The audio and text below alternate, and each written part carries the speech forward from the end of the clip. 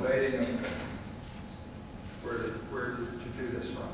So I think I'll stay up here today, just for to add variety to our experience.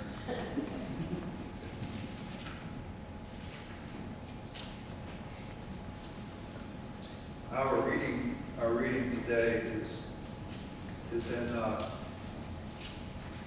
Luke 14, verse 1, and 7 through 14. And it's found on page 77 of the Newer Testament section.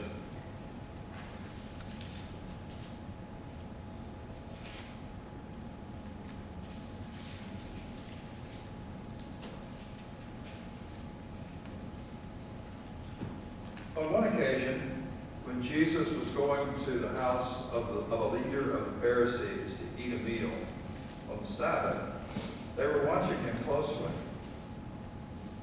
And verse 7, when he noticed how the guests chose the places of honor, he told them a parable. When you are invited by someone to a wedding banquet, do not sit down at the place of honor in case someone more distinguished than you has been invited by your host. And the host who invited both of you may come and say to you, give this person your place, and then in disgrace you would start to take the lowest place. But when you're invited, go and sit down at the lowest place, so that when your host comes, he may say to you, friend, move up higher. Then you will be honored in the presence of all who sit at the table with you. For all who exalt themselves will be humbled, and those who humble themselves will be exalted. He said also to the one who had invited him, when you give a luncheon or dinner, do not invite your friends or your brothers or your relatives or rich neighbors in case they may invite you, in case they may invite you in return, and you would be repaid. But when you give a banquet, invite the poor, the crippled, the lame, and the blind, and you will be blessed, because they cannot repay you, for you will be repaid at the resurrection of the righteous. And the Lord bless this reading, His holy Scripture. As with most Scripture readings, there's a lot of places that identify. There are places that it sort of says, it sort of calls out to me, it says my name.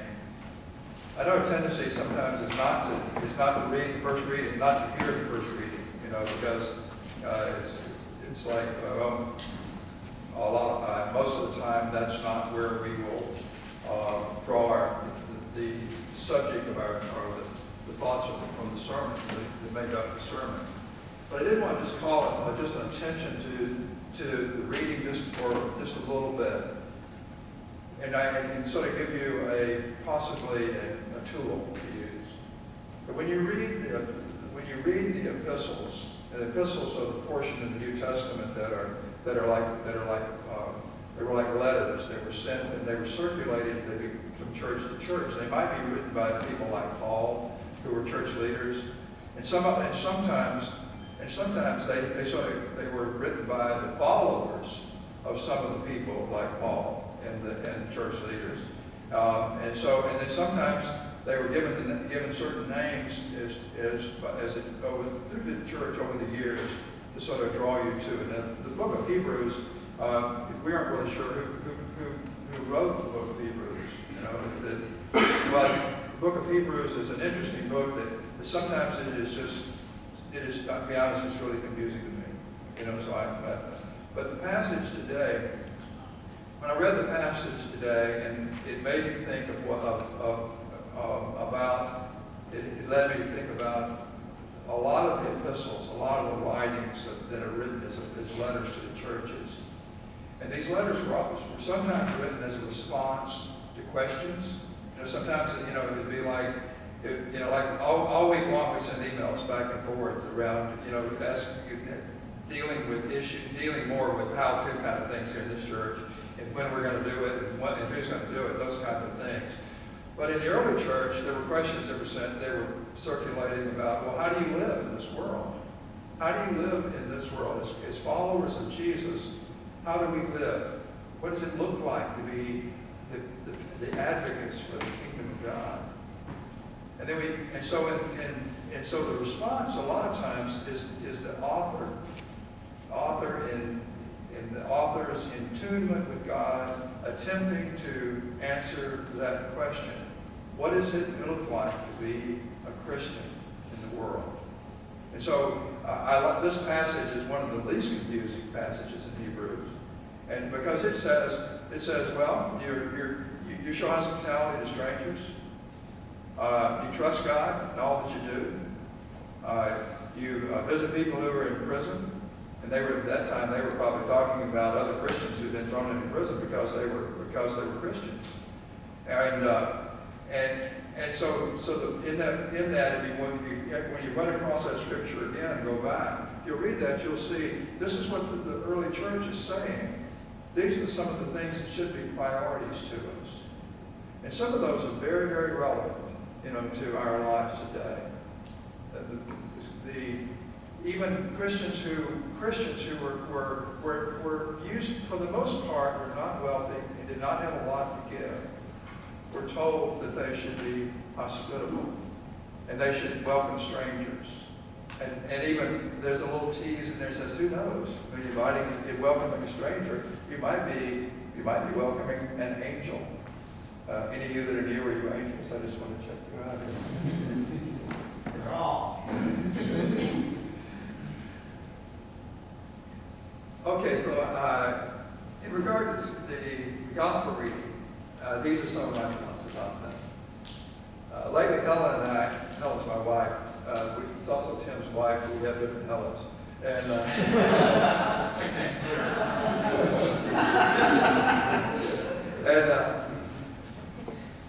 and both of us would be dead if we ever got that confused. Helen and I lately have been watching at night. Part of our evening routine is that we usually watch television, and there's none of the drama. And I like drama. I like drama. And none of the dramas on are new. They're all reruns. On the major networks. So we go to Netflix or to Amazon or some one of those platforms to see. We've been watching a lot of British movies, particularly period pieces about that are from the age when aristocracy was important. When it was more than just routine. It was more than just ritual to be and it was powerful.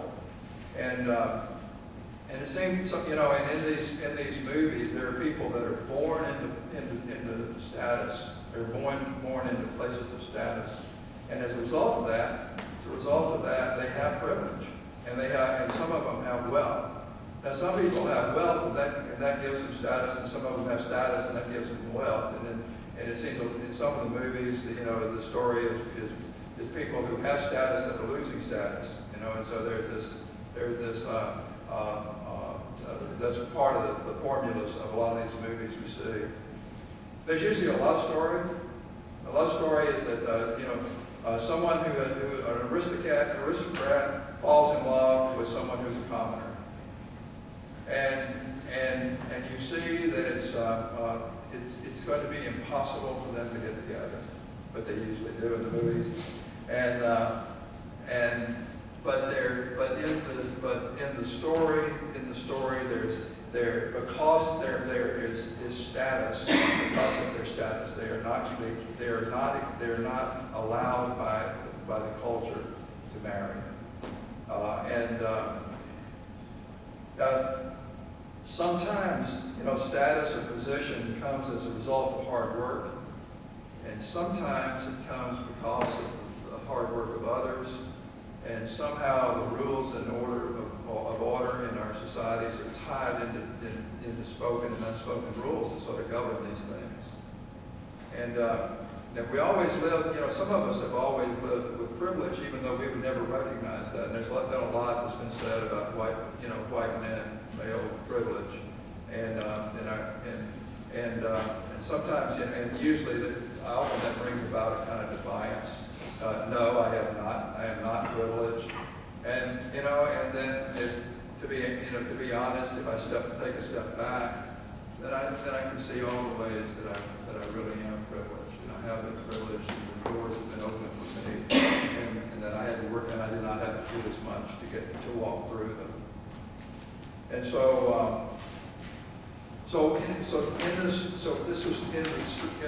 in the passage that we read today, Jesus is saying that Jesus is sort of bumping into that status kind of thing.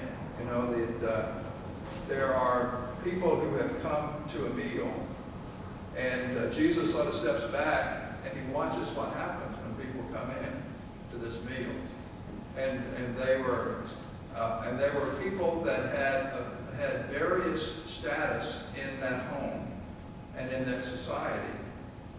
But Jesus, and a difficult thing is that sometimes we don't know what our status is.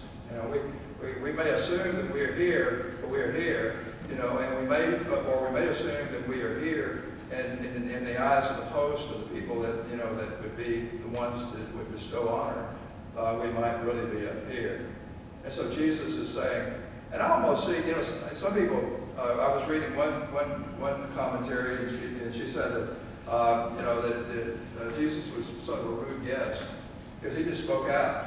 He just sort of spoke out, and he said, we sometimes want to see Jesus as being this nice, neat, nice kind of guy, and he was saying, when you come in, don't look for the seats of status. Go take the lowly seats, and if you're supposed to be in the seats of status, somebody will move you up. And I almost see Jesus as saying that with a twinkle in his eye, almost like humor. I was thinking, with a group of guys that I'm running around with, I might say, and guys and gals, I might say, don't take the most important seat. You might not be the person who's supposed to get the most important seat. There's somebody else that might be more important than you are. Take the lowly seat, and then maybe you'll get moved up. But you don't want to get moved down. You don't want to get moved down. And so then Jesus goes on to tell the guy who's running it, who's hosting this dinner, that he looks like, to me, he looks around and he says, okay, you've invited your this neighbor and this neighbor, and you've invited this person of prominence, and he sort of looks through their lives into their hearts and says that because you're hoping that they're going to invite you. And Jesus is saying, invite people that have no power, have no resources to provide anything from you. That's what God wants from you. God wants you to invite those without. And culture is really funny. When I was in seminary, I went to seminary in Kansas City, and that was the first time I'd ever lived in a city, first time I'd ever lived outside of the Deep South. And there were friends in our church that were a little older than we were, but they invited seminary students over to their apartment for meals. So they invited us over, and then we ate, and then a few weeks later, they invited us again. And I said, well, we haven't invited you to our house yet. And Marty said, the wife said, this is not the South. This is not the South. You don't have to reciprocate before we can invite you to our house again. Well, sometimes we do have those cultural kinds of things that are in our minds that prevent us from experiencing some different things. I was thinking about status. Status is how many of you, it's sort of, status is sort of a tricky kind of thing. It's like where I think I am, I belong because I am who I am or what I've done. Now, I was thinking that I don't like for people to budge ahead of me. I don't like people to take my slot. How many of you, when you drive, you on the interstate or anywhere else, and there's a sign that says merge right. You go ahead and merge right. Or how many of you do that? Or how many of you zip on up as far as you can, and then budge in? And how do you feel? How do you feel when you've even if you are one that's gone a long ways and budged in, and you see somebody go by you? How do you feel? Has somebody taken your place? Have they taken your place? And you're bumped back a little bit. The loss of status, even the loss of being in line or losing your place in line, I think is a common thing. I didn't realize until I was doing research on this sermon, but there was a psychiatric professor of psychiatrics here at Ohio State. I didn't realize he was from Ohio State. I had read something from him before, named W.U. Missildine. And I don't know if any of you bumped into him, but he wrote a book a number of years ago called Inner Child of the Past. And he talks about the fears of babies, that babies have. There are like three basic fears that they have: a fear of falling, a fear of abandonment, and a fear of loud noises. And Missildine goes on to say that as we grow up and as we mature, these fears sort of morph. My word, not his, morph into other fears. The fear of abandonment. The fear of abandonment becomes the fear of our losing our resources. And as I get older, that's more and more and more. I just hope I can remember the next sentence. And then some older people laugh. And then the fear of loud noises. The fear of loud noises becomes the fear of catastrophe. We have this fear that everything, that things are going to come crashing down around us. Sort of like exam week, maybe. And then the fear of falling is the fear of failure. Somehow in that, I think maybe in the fear, it has to do with the fear of failing. Is this fear of losing our status, of losing our place? We sort of approach life, and some of you are new to OSU, and you had a place. There was a place where you had a place. I know because when I moved here back in 2009, I had a place in Rochester. There were things that I did that people knew me, and they knew, and I led myself to believe that they liked me, and there was, that we enjoyed each other, and there was a place of it's even probably grown in my mind after the departure. But as I moved here, then I wondered, will I have a place? Will I have a place here? And I was also reminded of a story that I think maybe I shared here before, and but one of my favorite preachers and teachers and writers is a man named John Claypool. John died in 2005, but he had been the pastor of Crescent Hills Baptist Church in Louisville, which was at that time a progressive Southern Baptist church, and now is a progressive American Baptist church in part of our region. And it was sort of the prominent church that because many seminary professors and other professors attended that church, and Claypool was this excellent preacher, ranked among people that did this kind of ranking as one of the 10 best preachers in the country, and chosen to give the annual the preaching sermon at Yale University, you know.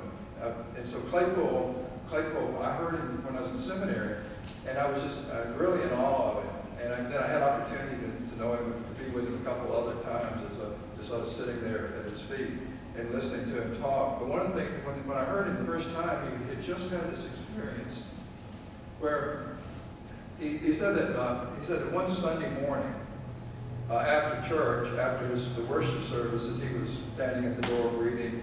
A student came, a seminary coach, a student approached him and said, "Can we meet this week? I've got some things going on in my life." And Claypool said, "Sure." Set up an appointment, and the student came in and sat down. And the very first thing he said was, "I really don't know why I'm coming to you with this problem, because I really don't like the way you preach. You have this little funny thing you do at the end of your sentences."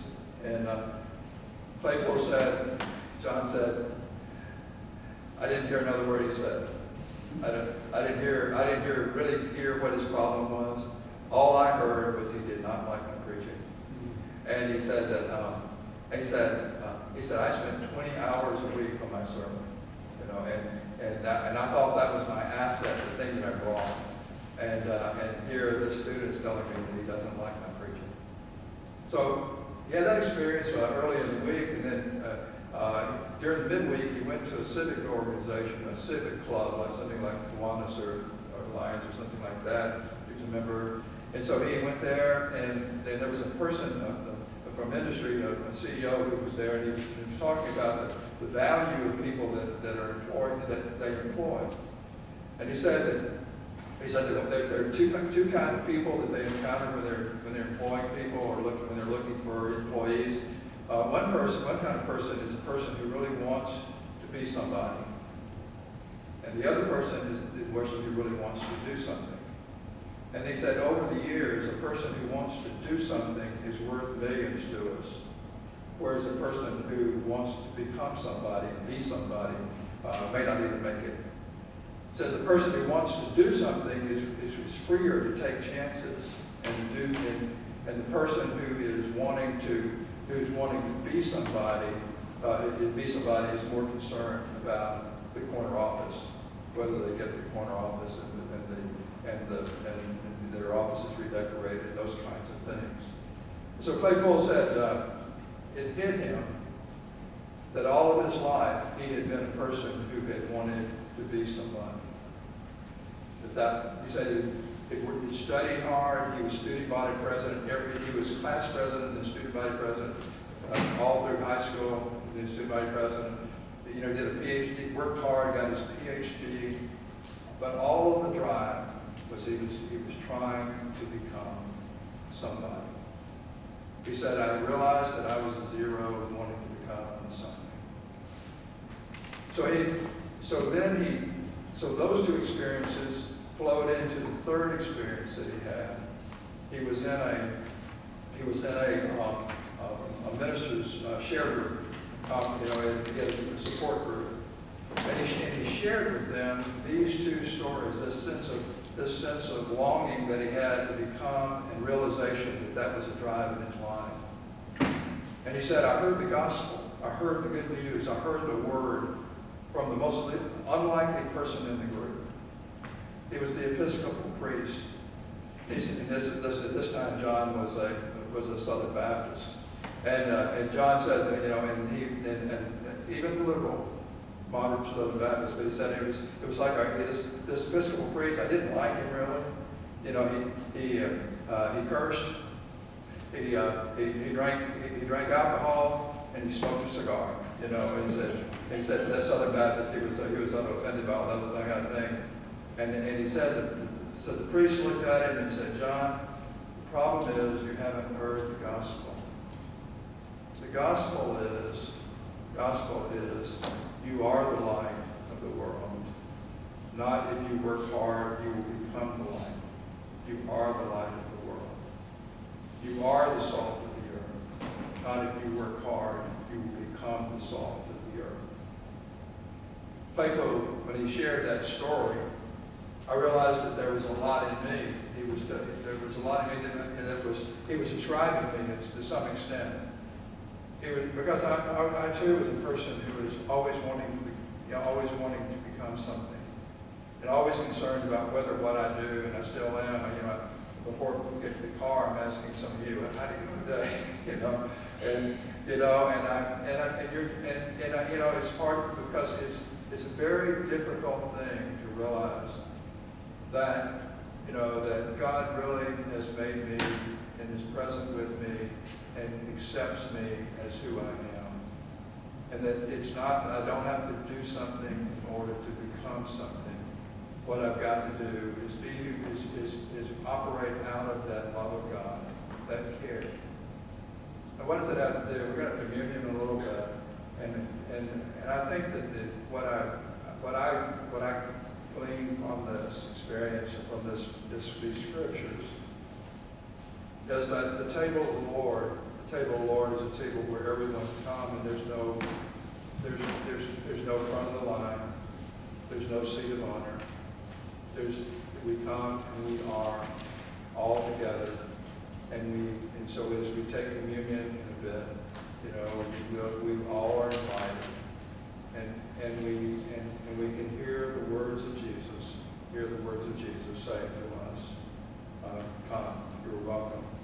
There's a place for you at the table." And you may have been maybe the worst week of your life. This week could have been awful.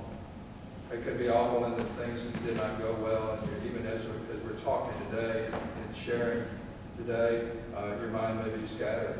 You may be somewhere else, and it could be that it could be that you've made bad mistakes this week, and there are things that that you wish you had done better.